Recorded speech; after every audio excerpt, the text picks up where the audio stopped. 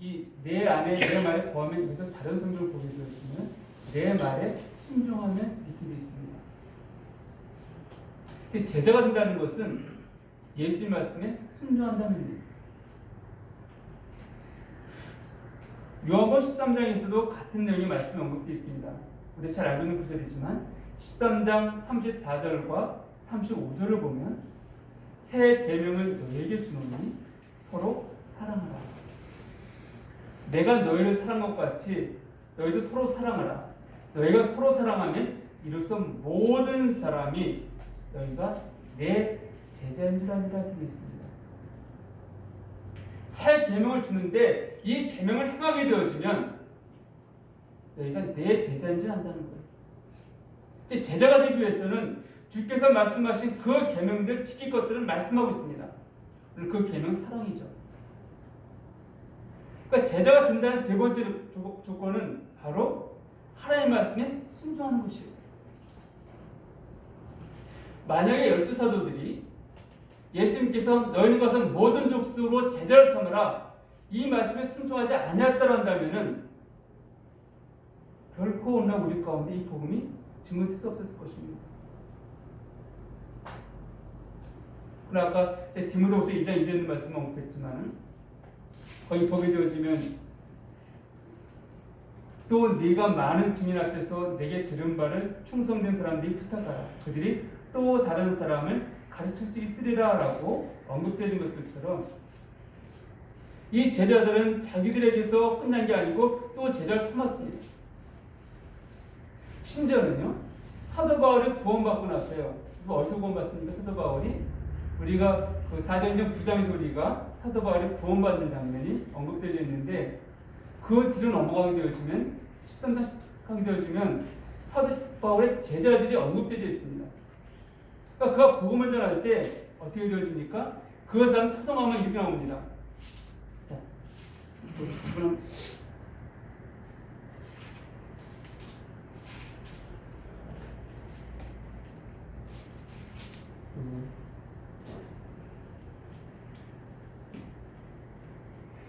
사도 바울이 복음을 전하니까 사람들이 막 들배도나요.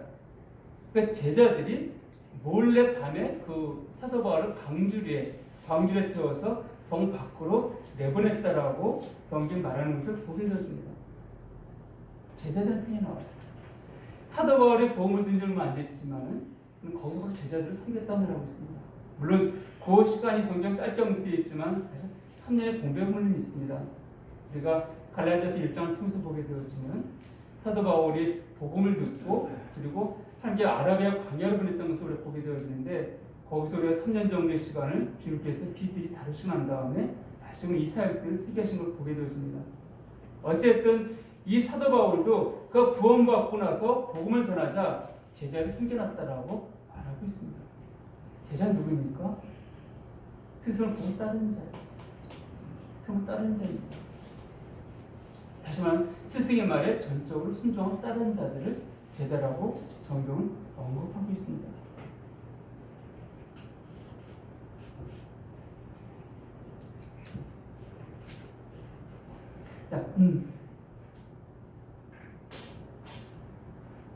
자, 그런 면에 있어. 그럼에도 불구하고 우리가 왜 방금 말씀드렸듯이 이 제자 삶을 살기 위해서는 먼저 포기가 있어야 됩니다. 그리고 배워야 됩니다. 그리고 순종해야 됩니다. 근데 왜 이런 사람들이 우리 가운데 이루어지지 않고 있는가? 누가복음 9장을 좀 보고 정리하도록 하겠습니다.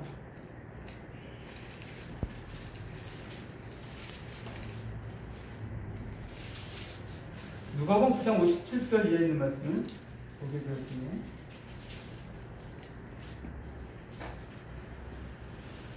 우리 말씀드렸던 이 세 가지 것들을 다 알고 있다 함에도 불구하고 왜 제자성 살지 못하는가? 57절 이하에 보게 되면 이런 말씀이 있습니다. 길 가실 때 어떤 사람이 여짜오되 어디로 가시든지 나는 따르리이다. 첫 번째 사람은 나는 따르겠습니다. 주님께서 뭐라고 말씀하십니까? 예수께서 이르시되 여도 풀이 있고 공중의 새도 집이 있으되 인자는 머리 둘 곳이 없다. 두 번째는 59절입니다. 또 다른 사람에게 나를 따르라 하시니 그가 이르되 나는 먼저 가서 내 아버지를 장사하여 허락하옵소서. 예수님께서 이르시되 죽은 자들로 자기의 죽은 자들을 장사하게 하고 너는 가서 하나님의 나라를 전파하라 하시고 61절 또 다른 사람이 이르되 주 내가 주를 따르겠나이다마는 나로 먼저 내 가족을 작별하게 허락하소서. 예수께서 이르시되 손에 쟁기를 잡고 뒤를 돌아보는 자는 하나님 나라에 합당하지 아니하다. 자, 뜬금없는 대화들 같아요. 이게 질문을 이렇게 했는데 답은 전혀 다른 것 같아요. 근데 이게 어떤 의미가 있는가? 먼저 봅시다. 어떤 사람이 주를 따르겠다 말합니다.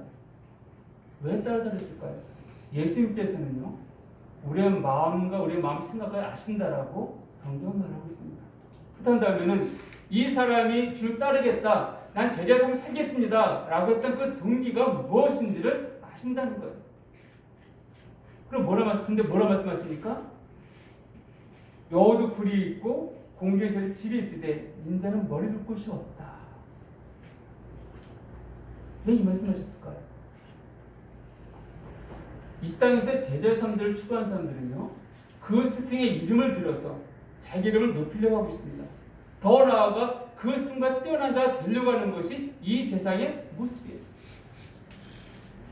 병원에서 보게 되어지면 그 의사들이 빠르건 레지던트들이 있습니다. 그러니까 의사 밑에 그 의사한테 배우는 레지던트들이 있어요. 팔로우라고 하는데, 그래서 이 팔로우들은 누가 자기 지도 교수였는가 굉장히 중요합니다. 그 사람이 이름이 있으면은 자기 이름도 같이 올라가요. 난 누구한테 배웠다? 굉장히 올라갑니다. 이분들이. 그러니까 그렇게 유명한 의사 밑에는 굉장히 많은 사람들이 따라다녀요. 가끔 드라마에 보게 되어지면 의사 피좀 돌 때 따라다니는 분들이 있죠. 바로 그분들이에요. 근데 별 이름이 없으면요, 한 명, 두 명 이게 따라다닙니다. 왜요? 별 이사 이름이 없으니까 이사 이름 때문에 내가 뒷볼 게 없거든요. 물론 그 의사가 실력이 있기 때문에 말씀 따르는 것들도 있습니다. 그러나 그 이면에는 그 의사의 이름도 한다는 것이에요. 그러니까 이 사회에서는 내가 누구한테 배웠는가? 그 브랜드가 중요하죠. 어느 학교 나왔는가? 그렇잖아요. 내가 어느 학교 출신인가? 누구한테 배웠는가? 굉장히 중요합니다. 그러니까 오늘 이 사람도 난 따르겠습니다 했을 때 주님은 네 따른 동기가 무엇인지 하셨다는 거예요. 나를 따라 네가 제자의 삶을 살려고 한다면은 결코 네 육체의 만족을 넌 추구해서 누릴 수 없다. 넌 지금 나를 이용해서 네가 더 높아지기 원하지만, 네가 성공한 삶을 살기 원하지만, 나는 머리 둘 것도 없고 내가 누릴 것도 없는 그런 자이다. 그러니까 그런 마음 갖고 나를 따르는 것들은 아무 의미 없다는 것이에요. 주님께 말씀하시기를 로마 13장에 보게 되지만 제자들 발을 닦으신다 말씀하시죠. 너희가 나를 선생이라 주라니 옳다. 내가 선생으로 주로서 너희 발 닦았으니 닦아주라 말씀하십니다. 그럼 뭐라고 말씀하십니까? 제자가 스승보다 선생은 높지 못했다고 말씀하고 있습니다. 우리가 예수님 되었을 때 우리는 그걸 주라고 표현하고 있습니다. 그래서 우리가 그분의 정면기입니다. 우리의 삶들은요, 어떤 삶을 산다 할지라도 결코 예수 그 이상의 삶들은 살 수 없다는 것입니다. 그 이상의 성공의 삶을 살 수 없다는 것이에요. 그런데 예수는 성공의 삶이 아니라 이 땅에서 고난과 핍박의 삶을 사셨던 것들을 보게 되었습니다. 그렇다면 우리가 제대로 그분을 따라갔을 때 우리에게 보장된 건 성공의 삶이 아니라 그런 고난과 핍박의 삶이라는 거예요. 근데 우리가 그런 각오 없이, 그런 마음 없이 따르겠다는 것들은 오히려 스스로가 좀 따르는 척하다 넘을 수밖에 없습니다. 그것을 아셨기 때문에 주님께서 네가 그런 마음을 갖고 날 따라봤자 아무 의미 없다는 것이에요. 내가 어쩔 수 없다고 말씀하셨습니다. 두 번째 분은 어떤 사람인가? 내가 이제 주님을 따르겠습니다. 나로 먼저 가서 내 아버지를 장사하게 허락하옵소서라고 말합니다. 아버지가 죽었는데 장사하는 것 당연하죠. 근데 우리가 이 말씀의 의미를 살펴봐야 됩니다. 이 말씀 읽을 때에는 지금 아버지가 죽어 있는 것으로 우리가 생각하게 되어지는데 결코 그렇지 않습니다. 유대인은요, 죽으면 어떻게 합니까? 나사로트는 알 수 있죠. 바로 그냥 그냥 묻습니다. 그러니까 이게 그 동굴에 집어넣습니다. 왜요? 쉽게 부패하기 더운 지방이라 쉽게 이게 부패 일어나니까는 오래 복원하지 못합니다. 근데 이 사람이 지금 자기 아버지가 죽었다고 한다면은 여기 예수님이 있을 수가 없어요. 빨리 집에 와서 그걸 처리했어야 되잖아. 지금 따르고 있지 않습니까? 지금 그러면서 지금 따라오라 하니까는 나로 가서 내 아버지 장사를 지내고서 이게 무엇인가 하면 내 아버지가 아직 살아있는데 언젠가 곧 죽으실 겁니다. 나이가 있으니까 언젠가 죽으시겠죠. 그 죽고 난 다음에 내가 따르겠습니다. 이 표현이에요. 그러니까 주님께서 죽은 자들 하여금 죽은 자 장사하게 하고 넌 나를 따르고 말씀하셨잖아요. 그러니까 제자 삶은 나중이 아닙니다. 지금 주님께서는 내게 요구하신 그 삶이라는 거예요. 내일은 미뤄질 삶이 아니라는 것입니다. 하나님께서 나 부으신 그 은혜를 깨닫게 된다면은 우리 마땅히 제자 삶 가운데 나를 기르는 것이 마땅하다는 것이에요. 미뤄질 삶들이 아니에요.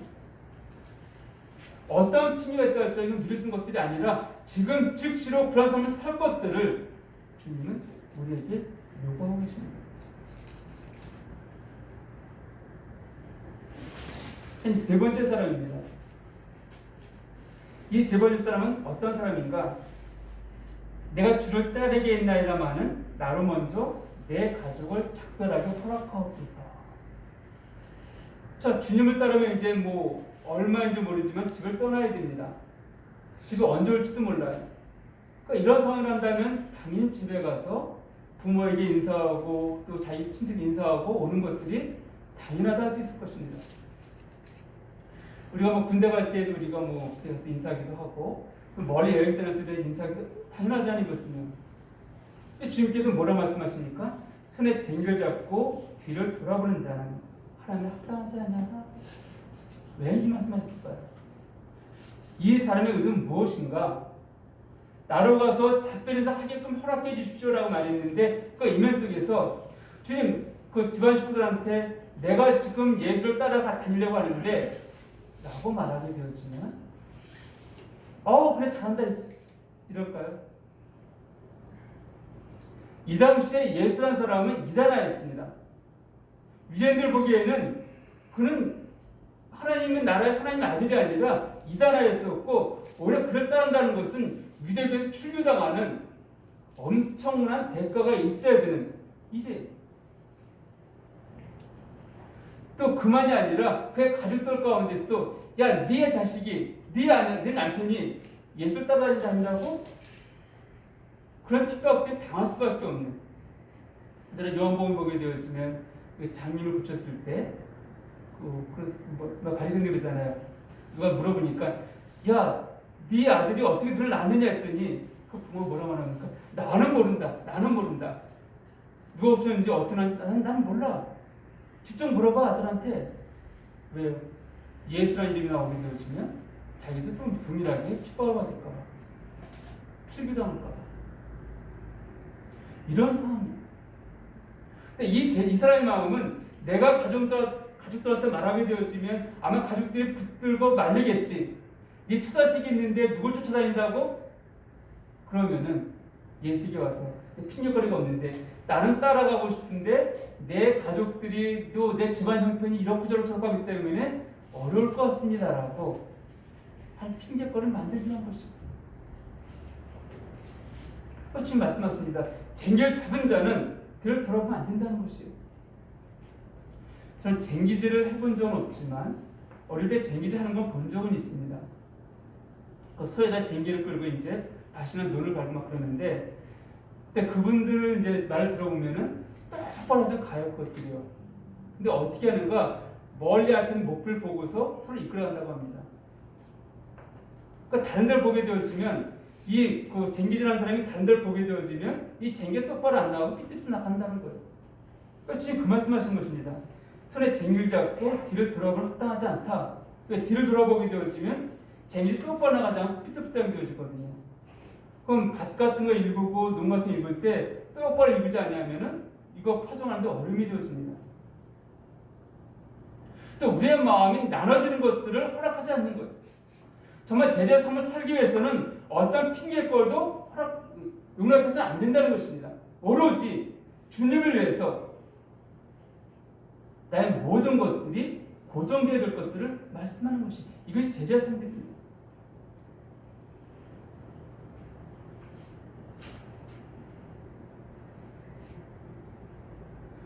우리 이틀 고 봤을 때 제자의 삶들이 결국 쉽지 않다라고 고백할 수 있습니다. 그럼에도 불구하고 이 제자의 삶은 주님께서 우리 가운데 요구하시고 명하신 삶입니다. 하나님 우리를 제자로 부르셨습니다. 그래서 이 제자의 삶을 살기 원한다라고 지금 말씀하는 것입니다.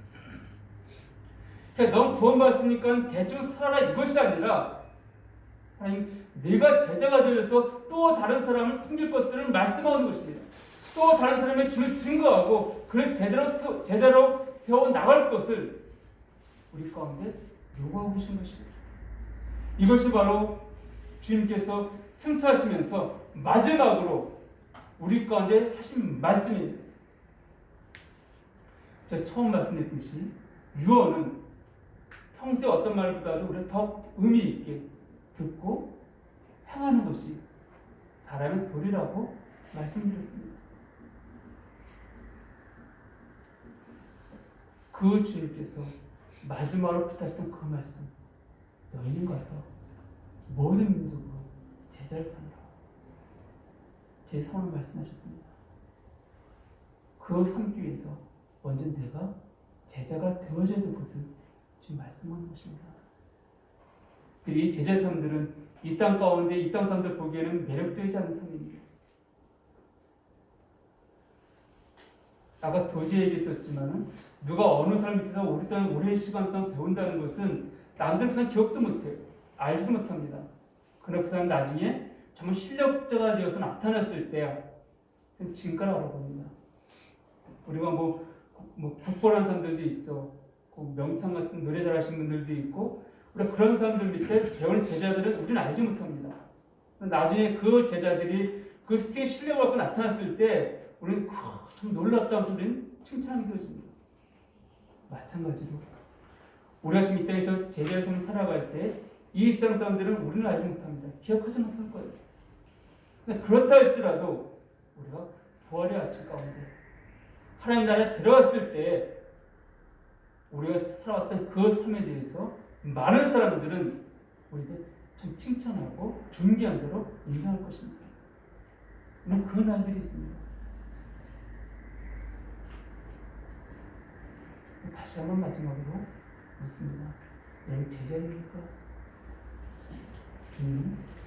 우리 구원받은 자가 아니라 제자로 부르셨으니 기억하시기 바랍니다. 기도하시겠습니다.